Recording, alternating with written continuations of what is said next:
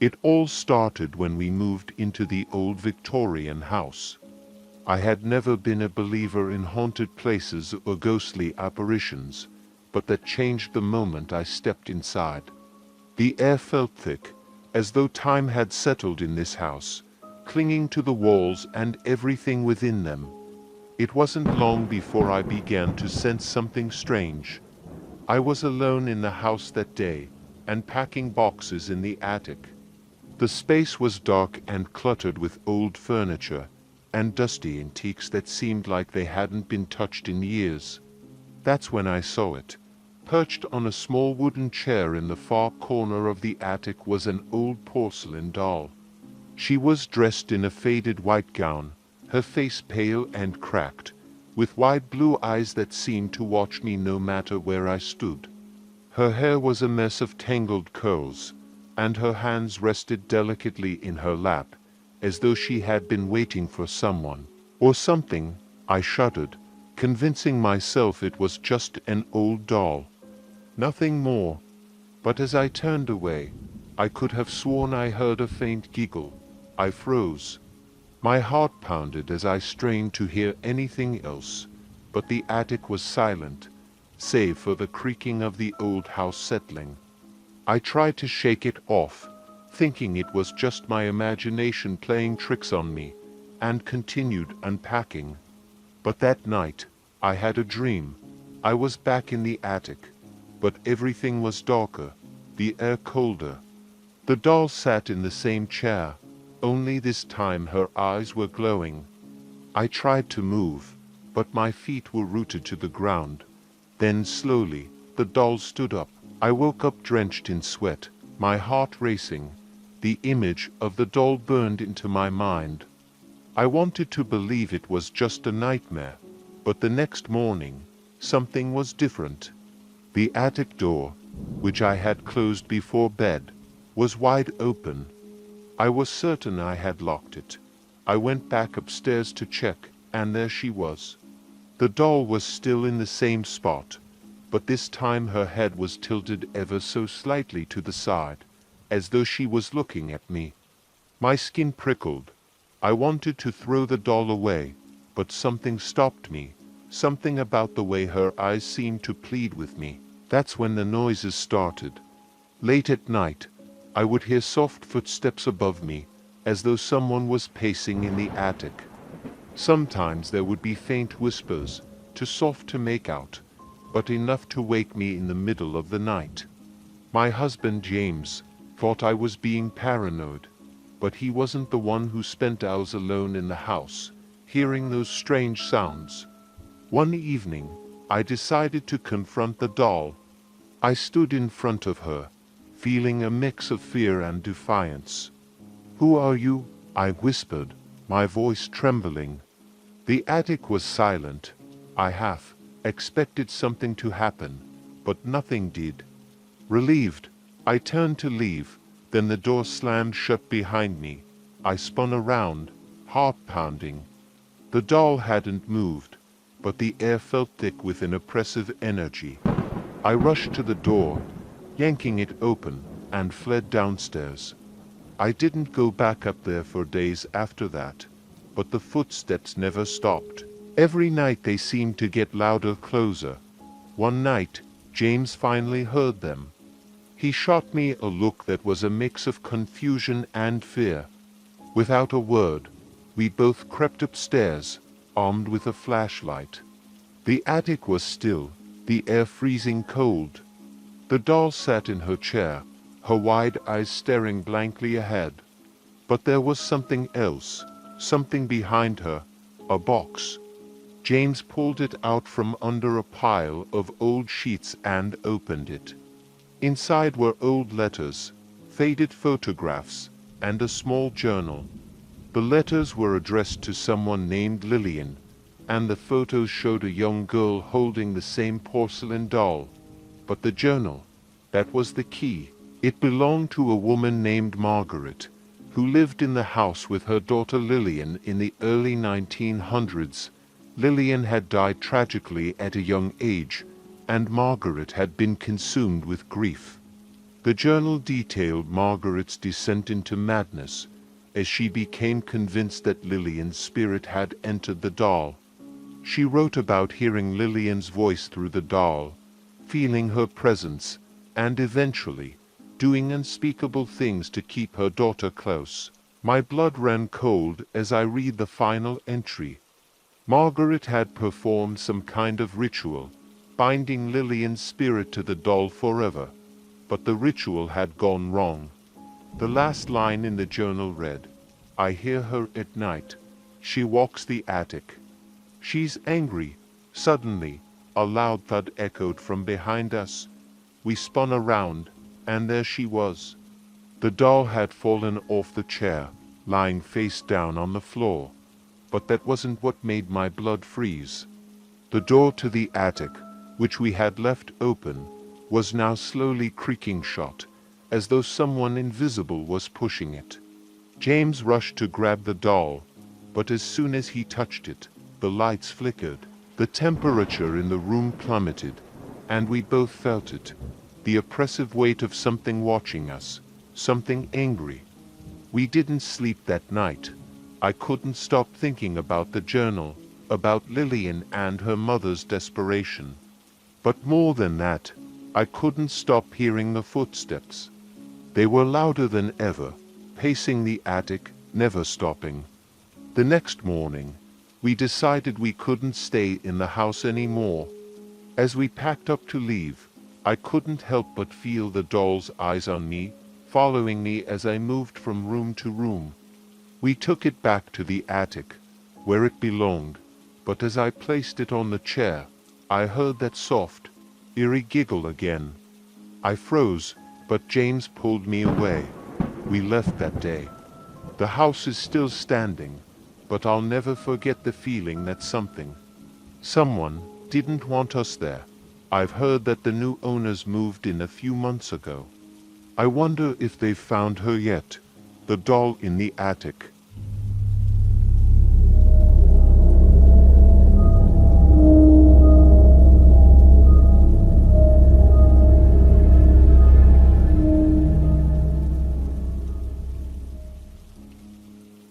We bought the doll at an antique shop in town. My daughter, Emma, had begged for it, her little eyes lighting up the moment she saw it sitting in the dusty window. It was an old porcelain doll, dressed in a deep crimson dress with a lace bonnet. Her face was flawless, with rosy cheeks, bright green eyes, and delicate hands that seemed too lifelike for comfort. There was something about it that made me uneasy, but Emma was insistent. I gave in. "I'll call her Charlotte." Emma had squealed as we drove home, the doll clutched tightly in her arms. It didn't take long for strange things to start happening. At first, it was subtle. Emma would set the doll down in her room before going to bed, but in the morning, Charlotte would be in a different spot. I assumed it was just Emma playing with her at night and forgetting about it. But then Emma started talking to the doll. "Mom, Charlotte says she misses her home," Emma said one morning at breakfast. I paused mid-sip of my coffee, the words sending a chill down my spine. "Her home?" I asked, trying to keep my voice light. "What do you mean?" Emma shrugged as if it was the most normal thing in the world. "She told me last night. She said this isn't where she belongs." I smiled, brushing it off as childhood imagination. But as the days passed, Emma's conversations with Charlotte grew more frequent and more unsettling. "Charlotte says she doesn't like it here. She says she wants to go back," Emma said one afternoon, her voice serious. I felt an involuntary shiver run down my spine. "Emma, you know that dolls can't talk," I said, forcing a laugh. But she just stared at me, her little face completely devoid of humor. "She talks to me," she insisted. "And she's mad." That night, I woke up to the sound of whispering. It was faint, but persistent, like a low murmur just at the edge of my hearing. I sat up in bed, my heart pounding. straining to hear where it was coming from. Slowly, I crept down the hall toward Emma's room. The door was slightly ajar, and as I approached, I heard it more clearly, two voices, one Emma's and the other. I pushed the door open, but the room was dark, save for the moonlight filtering through the curtains. Emma was asleep in her bed, Charlotte sitting on the knitstand beside her. I could have sworn the doll was facing me when I entered, but as I blinked, it was looking toward Emma again.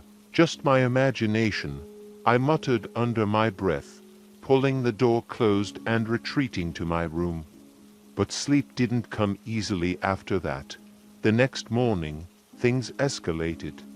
I walked into Emma's room to wake her for school and found her sitting up in bed, staring at Charlotte, who was now sitting on the edge of her pillow, closer to her than usual.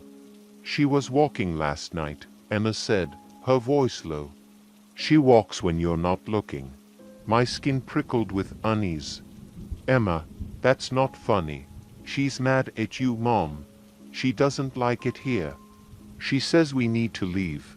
I tried to remain calm, telling myself it was just Emma's imagination running wild.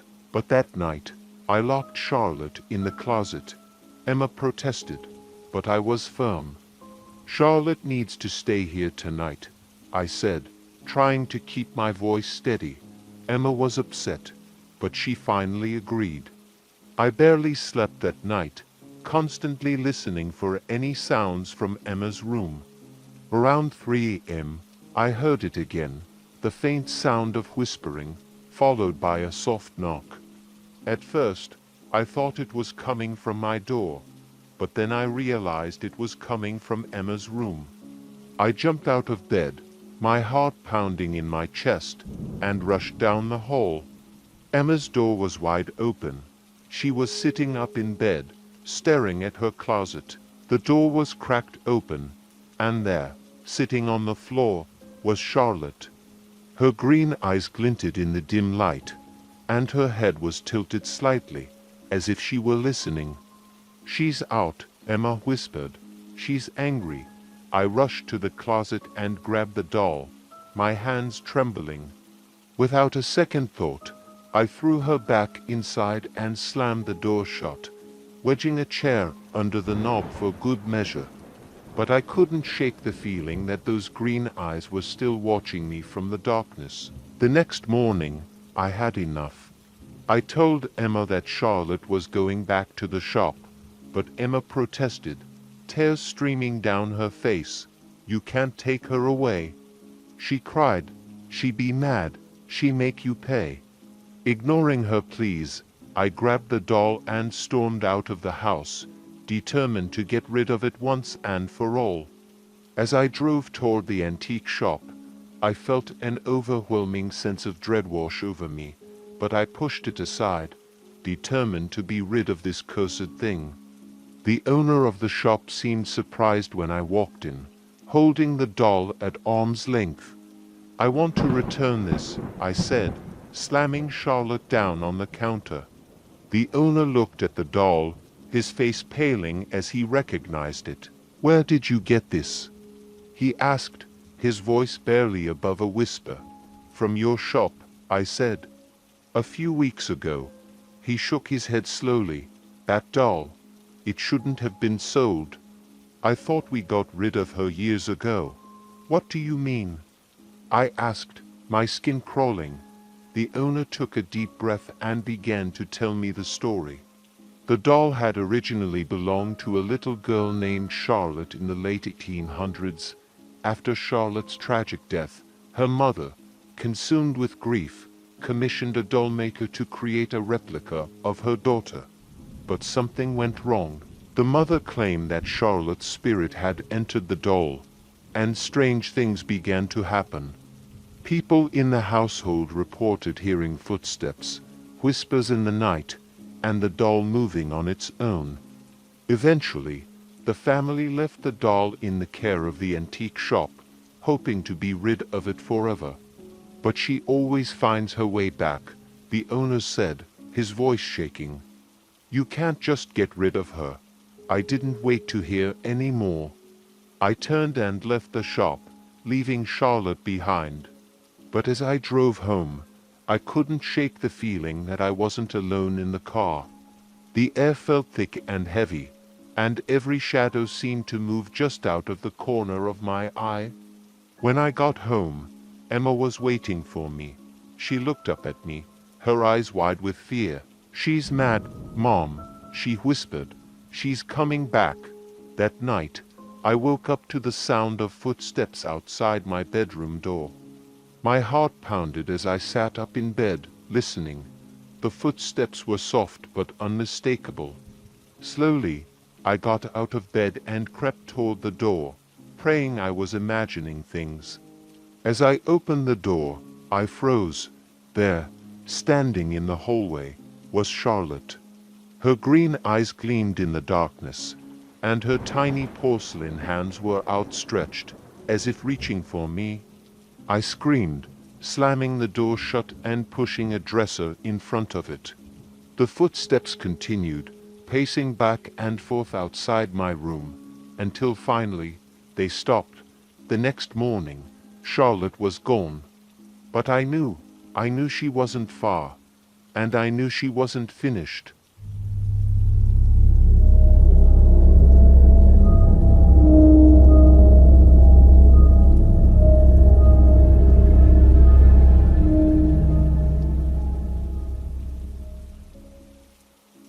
I wasn't really a collector, just someone who dabbled in auctions and estate sales when I had time.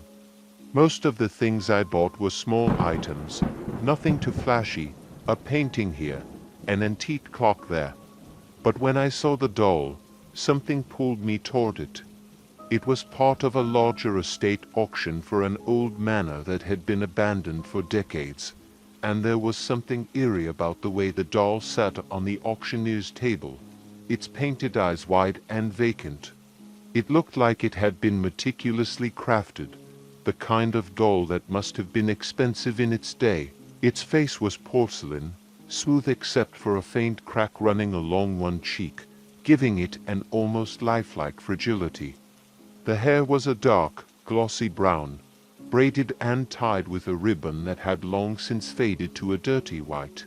But it was the eyes that captured my attention, green, with tiny spakes of gold, so realistic that I found myself staring into them longer than I meant to. I didn't plan on bidding on the doll, but before I knew it, I had raised my paddle. "Sold," the auctioneer called, and just like that, the doll was mine. A few people glanced at me, some with expressions I couldn't quite read. I wondered why no one else had bid. That night, I brought the doll home and placed it in my study, thinking it would make an interesting conversation piece. It sat in the corner on a small chair I'd pulled out from the attic, its green eyes catching the dim light of the room. It seemed almost regal sitting there, like it had once belonged to someone important. But after a few days, I began to notice things. Small things at first, like the feeling of being watched, even when I was alone. I chalked it up to my imagination, to the unsettling appearance of the doll, but it became harder to ignore. I'd often find myself glancing at the doll, only to find its eyes already fixed on me. One night, while I was working late in my study, the sensation grew stronger. I couldn't shake the feeling that the doll's head had moved, even though I was certain it hadn't. I got up to inspect it, running my fingers over the porcelain face, tracing the crack along its cheek. But there was nothing unusual about it. It was just a doll, right? I stepped back, ready to turn off the light and go to bed, when I heard a noise, so faint, I wasn't sure I'd actually heard it. It was a soft, almost imperceptible tap, like the sound of something delicate brushing against wood. I froze listening, but the house was silent. I convinced myself it was nothing, just my tired mind playing tricks on me.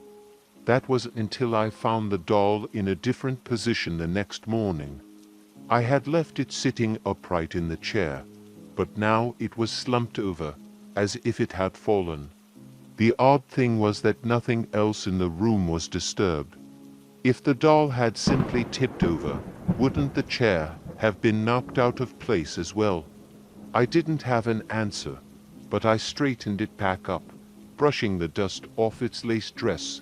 A few days later, things got worse. I was in bed, halfway between sleep and wakefulness, when I heard it again, that faint tap. This time, it was louder, more distinct, coming from the study down the hall. I lay still listening, my pulse quickening as the sound continued, rhythmic and deliberate. It wasn't just random creaks of the house settling. This was something, or someone, moving around. I forced myself to get up, grabbing the flashlight from my nightstand. My hands were shaking as I walked toward the study, the floorboards creaking beneath my feet. The door was slightly ajar, and I hesitated before pushing it open, the beam of light cutting through the darkness. There, sitting in the same chair, was the doll, but something was wrong. Its head was no longer tilted slightly to the side as it had been before. Now, it was facing forward, its green eyes staring directly at the doorway where I stood. My breath caught in my throat. I couldn't shake the feeling that it had been expecting me. I stepped closer, and that's when I saw it, a thin layer of dust on the floor, disturbed by a set of tiny footprints. They led from the chair to the door, and back again. My heart raced as I backed out of the room, shutting the door behind me. I didn't know what to do.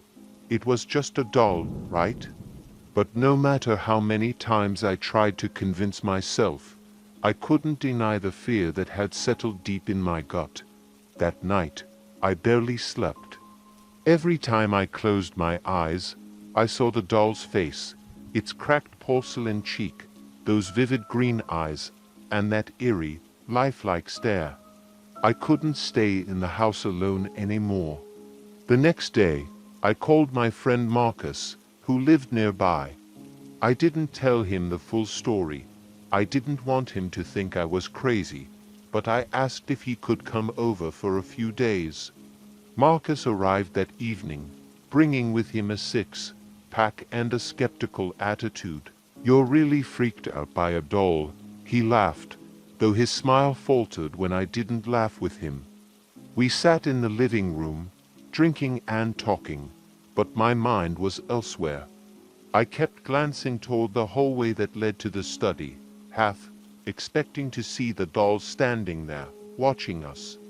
Eventually, I couldn't take it anymore. "I want to show you something," I said, standing up and heading for the study.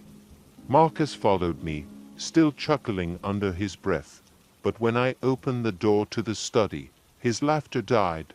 The doll was sitting in the chair, just as I had left it, but now its head was tilted all the way back, its lifeless eyes staring at the ceiling. "That's weird," Marcus muttered, stepping closer. He bent down to inspect the doll, frowning. "How did it?" Before he could finish his sentence, the door to the study slammed shut behind us with a deafening bang. I jumped, my heart hammering in my chest. Marcus swore under his breath, yanking the door open again, but there was no one on the other side. The hallway was empty. "We need to get rid of this thing," I said, my voice shaking. Now, Marcus didn't argue. Together, we wrapped the doll in an old blanket and took it to the garage, stuffing it into a box. I didn't care what happened to it, as long as it was out of my house. That night, I felt a small sense of relief, thinking that maybe it was over. But I was wrong. Around midnight, I was awoken by the sound of footsteps, soft, almost imperceptible, but unmistakable. I lay still, my breath caught in my throat, listening as the footsteps grew louder, closer. They stopped just outside my bedroom door. I reached for my phone, dialing Marcus's number with trembling fingers. "Hello," his voice was groggy. "Marcus." "It's here. What are you talking about?" he asked, now fully awake. "The doll. It's outside my door." "That's not possible," he said, but I could hear the fear creeping into his voice. "I put it in the garage. It's locked up." Before I could respond, the doorknob began to turn, slowly, deliberately. I leapt out of bed, grabbing the chair from the corner and wedging it under the knob. The footsteps stopped. I held my breath, listening. For a moment, there was silence. Then, from the other side of the door, came a soft, delicate knock. Tap, tap, tap.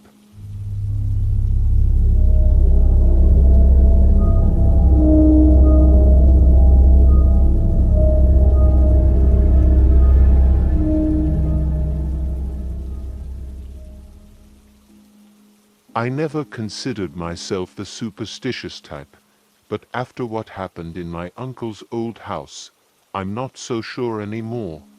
He passed away unexpectedly last year, leaving behind a large, dusty, creaky house that no one in the family wanted. It had been abandoned for years, neglected while he was alive, and now it fell to me to clean it out. I wasn't close to him. Uncle Henry had always been the odd one in the family. He didn't come to family gatherings, didn't send birthday cards, didn't even call. I didn't know much about him, other than that he lived in a massive Victorian house at the edge of town. A house that everyone whispered about but never really talked about openly. When I first stepped inside, the air felt thick, as though the house hadn't been opened in years. Dust hung in the air, and every floorboard groaned under my feet as I walked from room to room. It was eerie, to say the least, but there was something else too, something unsettling, like the house was watching me. I started with the main floor, boxing up old papers, books, and the few belongings that seemed worth saving. Most of it was junk, old furniture, faded paintings, things that probably hadn't been touched in decades. After a few hours of work, I made my way upstairs. The bedrooms were in better shape, though they were covered in a layer of dust so thick it looked like they'd been forgotten for years. The real trouble started when I decided to tackle the basement. I saved it for last, not because I was avoiding it, but because I thought it would be the easiest. The stairs creaked as I descended into the cold, damp space, and as I reached the bottom, I could feel the temperature drop by at least 10 degrees. The basement was cluttered with old tools, boxes of knicks, and other things you'd expect to find in a place that had been untouched for so long. But there was one thing I didn't expect, a doll. It sat on a small wooden chair in the far corner, shrouded in darkness, its pale face just barely visible in the dim light. I'm not afraid of dolls, never have been. But something about this one was different. It wasn't just its appearance, although that was unsettling enough with its glassy and blinking eyes, curly black hair, and old-fashioned dress. It was the way it seemed to command the room. I walked closer, shining my flashlight on it, and I couldn't help but feel a strange sense of unease wash over me. The doll was old, that much was clear. Its porcelain skin had cracks running through it, and its clothes were faded and torn. But its eyes were perfect. They gleamed in the light, almost as if they were alive. I stood there for a moment, unsure of what to do. Part of me wanted to leave it there and pretend I never saw it, but I knew I couldn't do that. It was my job to clear the place out, and that included everything. With a sigh, I picked the doll up, feeling its cold, rigid body in my hands. The moment I touched it, I felt a shiver run down my spine, I told myself it was just the damp chill of the basement, but deep down, I knew that wasn't it. There was something wrong with this doll. I placed it in one of the empty boxes I had brought downstairs, then continued to sift through the other things. But as I worked, I couldn't shake the feeling that I was being watched. Every now and then, I would glance at the box, half expecting the doll to be sitting upright, staring back at me. But it wasn't. It stayed where I had placed it, still and lifeless, or so I thought. Later that night, after hours of sorting and cleaning, I headed home. I left the boxes in the car, too tired to bring them inside. I figured I'd deal with it in the morning. I took a long shower, trying to shake off the weird feeling that had settled over me, but no matter what, I couldn't stop thinking about that doll. I went to bed, but sleep didn't come easily. Every time I closed my eyes, I saw its face, the cracked porcelain, the shiny, lifelike. I tossed and turned for what felt like hours before finally drifting off. It wasn't long before I woke up again. At first, I didn't know why. The house was silent, dark. But then I heard it, a faint tapping sound, like something light but hard hitting against the floor. Tap, tap, tap. I sat up, my heart racing, listening as the noise grew louder, closer. It was coming from outside my bedroom door. I grabbed my phone and turned on the flashlight, my hand trembling as I crept toward the door. I opened it slowly, shining the light into the hallway. Nothing. The house was empty, just as it should have been. I stepped into the hall, the wooden floor cold beneath my feet. The tapping sound had stopped, but now there was something else, a soft, almost inaudible scraping, like something small was being dragged along the floor.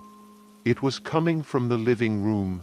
I took a deep breath, telling myself it was nothing, that I was just being paranoid. But as I rounded the corner into the living room, my heart nearly stopped. There, sitting in the middle of the floor, was the doll. The box it had been in was on the other side of the room, the lid tossed aside. The doll's glassy eyes gleamed in the light of my phone, and its head was tilted slightly to the side, as if it was looking at me. I backed away slowly, my mind racing. How did it get out? I had left it in the box. I was sure of it. There was no way it could have moved on its own, right? I grabbed the doll and shoved it back into the box, taping it shut this time. I didn't know what was going on, but I wasn't about to take any chances. I left the box by the front door, planning to take it to the dump first thing in the morning. That night, I barely slept. Every creak of the house, every gust of wind outside sent my heart racing. I couldn't stop thinking about that doll, about how it had moved on its own. The next morning, I woke up early, ready to get rid of the doll once and for all. I threw on some clothes, grabbed the box, and headed for the car. But as I reached for the door, I felt something cold brush against my hand. I looked down, and there it was, the doll, sitting on the porch, its lifeless eyes staring up at me. I dropped the box, stumbling backward in shock. How did it get here? I had taped the box shut. I had left it inside. I didn't wait to find out. I grabbed the doll and threw it into the trunk of my car, slamming it shut before speeding off to the dump. I didn't care about the rules or regulations. I just wanted to be rid of it. When I got to the dump, I tossed the doll into the deepest pit I could find, covering it with as much dirt and debris as possible.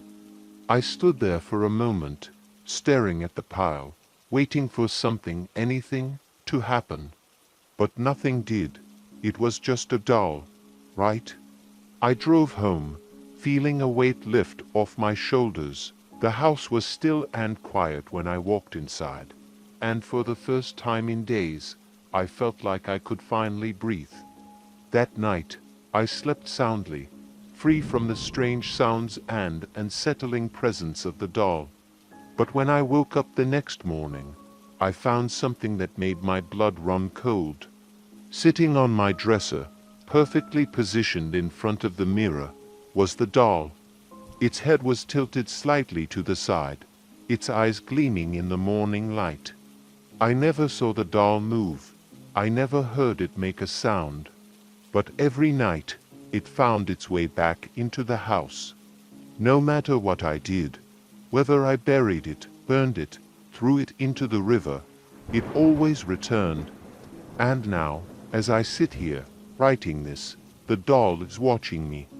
It's sitting in the corner of the room, just like it did in my uncle's basement, waiting.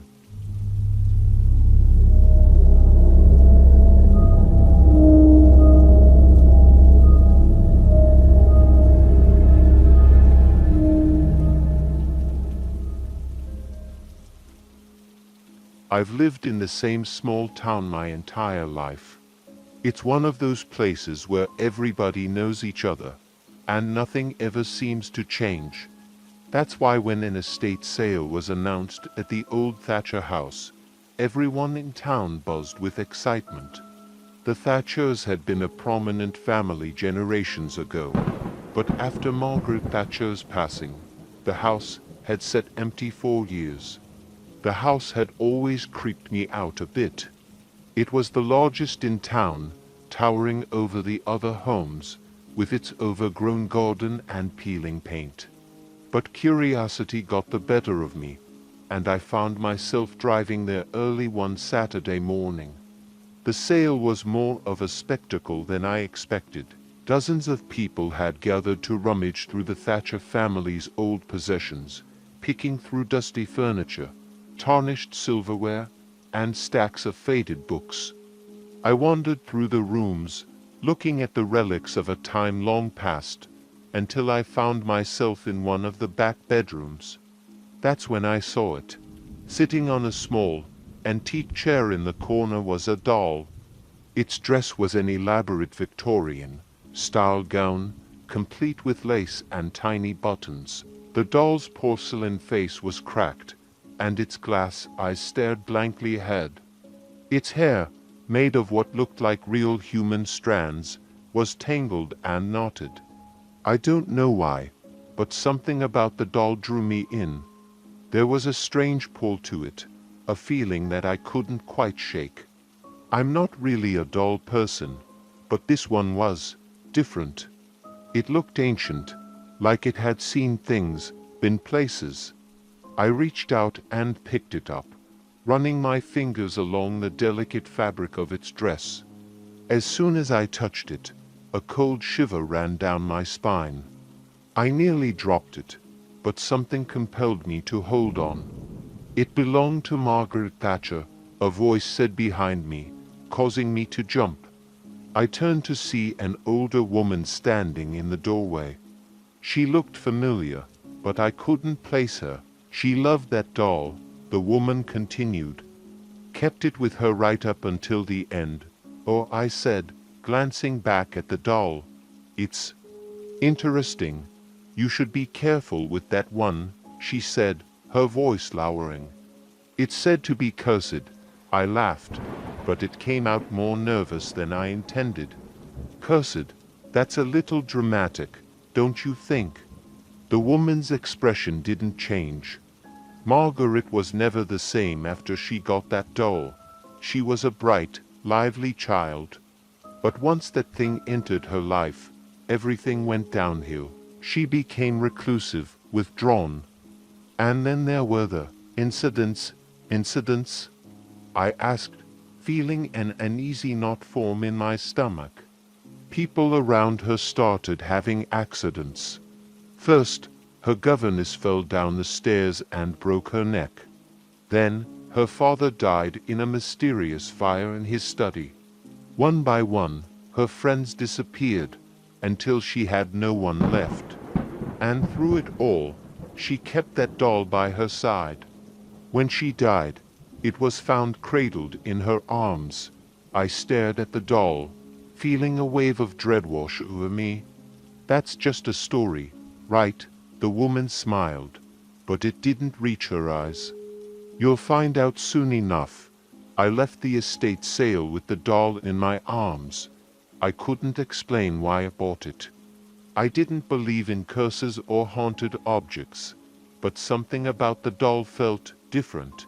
It was as if it had chosen me. When I got home, I placed the doll on a shelf in my living room, trying to convince myself that it was just another decoration.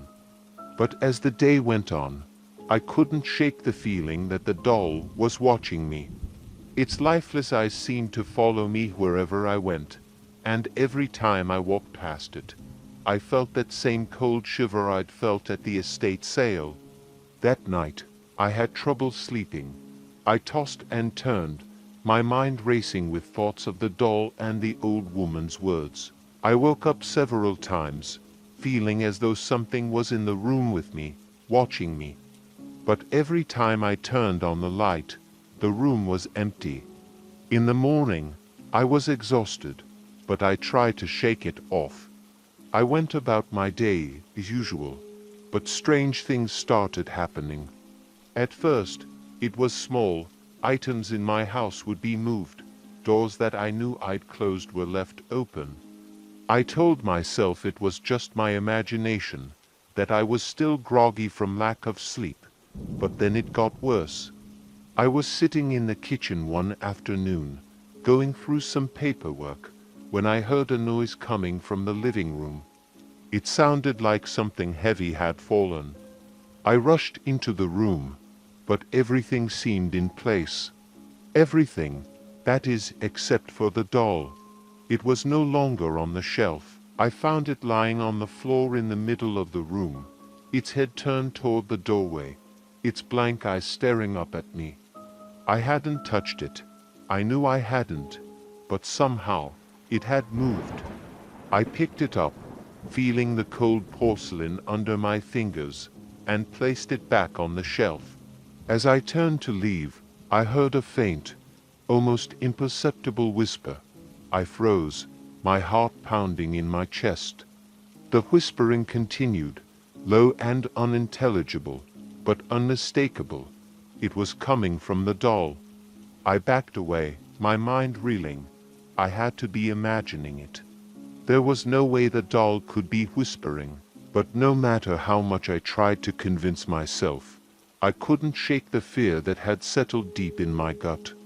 That night, the nightmares started. I dreamt of Margaret Thatcher. She was a little girl, sitting in a dark room, clutching the doll to her chest. Her face was pale, her eyes sunken and hollow.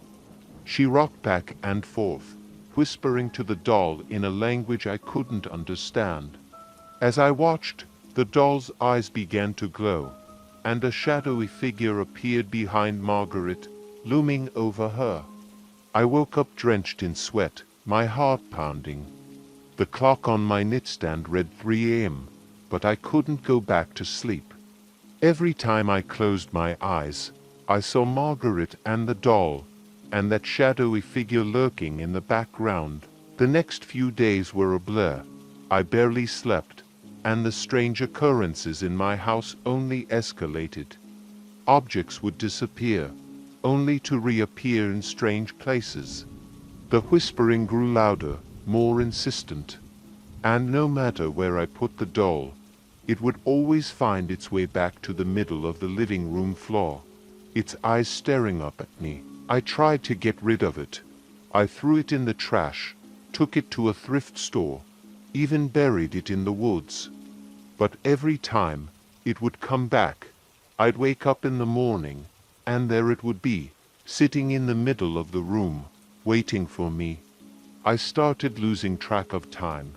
Days blurred into nights, and the nightmares grew more vivid. I began to see Margaret's doll even when I was awake. It would appear in the corner of my vision, watching me, its eyes gleaming with malice. One night, as I lay in bed, unable to sleep, I heard a sound that chilled me to the bone. It was the soft, rhythmic creaking of a rocking chair. The sound grew louder, closer, until I realized it was coming from inside my room. I slowly turned my head, and there, in the corner, was the doll. It was sitting in a small wooden rocking chair that I hadn't even noticed before. The chair swayed back and forth, as if an invisible hand was pushing it. I bolted out of bed, my heart racing, and ran for the door. But as I reached for the handle, I felt something cold wrap around my ankle. I looked down and saw the doll's hand gripping my leg, its glassy eyes gleaming in the dim light. I screamed and kicked it away, but it clung to me, its grip tightening. The room grew colder, and I could feel the presence of something dark, something evil. The whispers filled the room, louder and more frantic, as if they were coming from all directions at once. I don't know how I escaped. Somehow, I managed to break free and run out of the house. I left everything behind, my clothes, my belongings, even my car. I didn't care. I just needed to get away from that doll. I moved to a different town, changed my name, and never spoke about what happened to anyone. But even now, years later, I can still feel its presence.